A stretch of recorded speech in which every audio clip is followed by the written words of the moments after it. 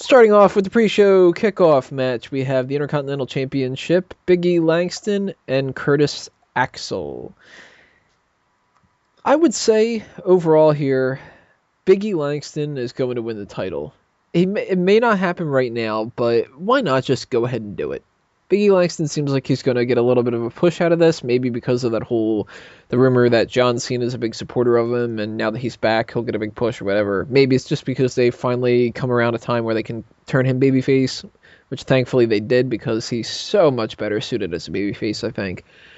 But even though I'm not too fond of people winning titles when they haven't been in the company too long, Big E's been there for a year now, just about, and I think he's at a good enough spot that he can win the IC title.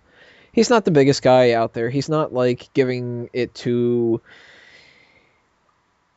you know what? I can't really even think of somebody who could fit in that spot instead of him right now. But yeah, I'd be fine with him winning the Intercontinental title. I'd actually rather him be the champion than Curtis Axel, who I feel has done jack shit with it. So get it off of him right now. Give it to Big E Langston. See what he can do with it. And keep that babyface turn going along. I think it should be a pretty decent match. But we'll see. What do you think, Brian? I could see Langston winning the title because it seems like a good idea. He's like probably got more babyface heat on him than R-Truth.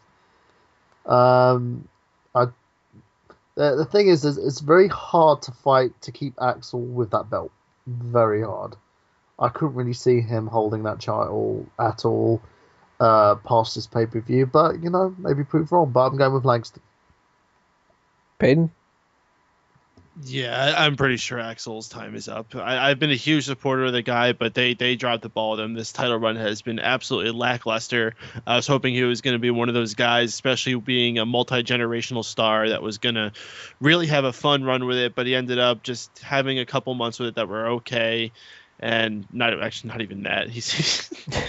It's been bland as hell. So if they got big plans for Big E Langston, which it looks like they did, I mean, they kept him off screen for a little bit, and now he's doing this new babyface thing, and I think people are going to like him. I hope he pulls out the whole 5-count thing as everyone else does. It's a really fun gimmick he's been doing down in NXT, and it's something that's going to... If you're a really old school fan, you'll know about it from the days of King Kong Bundy. But to see it brought back to something today, I mean, classics will always work in any age. So I think it's almost a guarantee to see Big E Langston walk out as the new champion. If he doesn't win it here, he wins it on Raw, I think.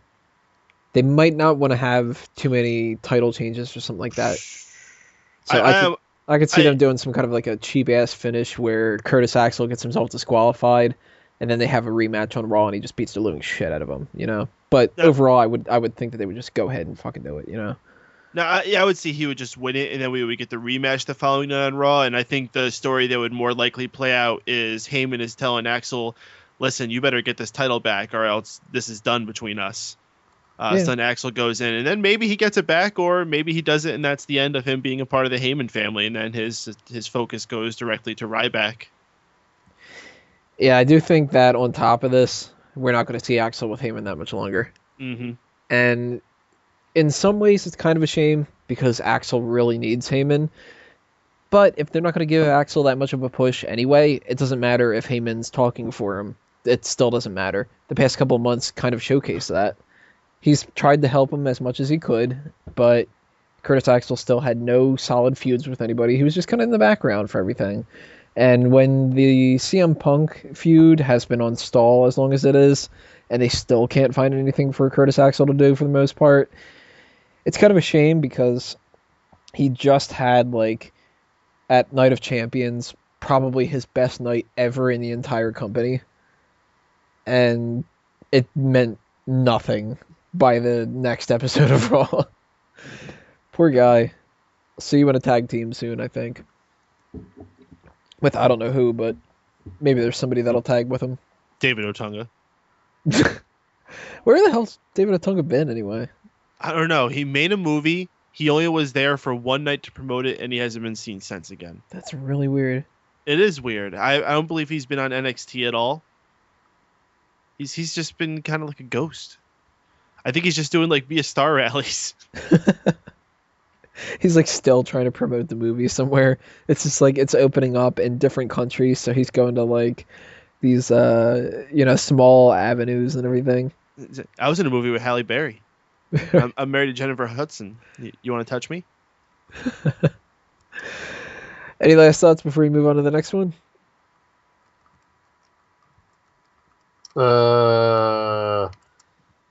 Yay for Big E. All right, next up, CM Punk versus Ryback and Paul Heyman.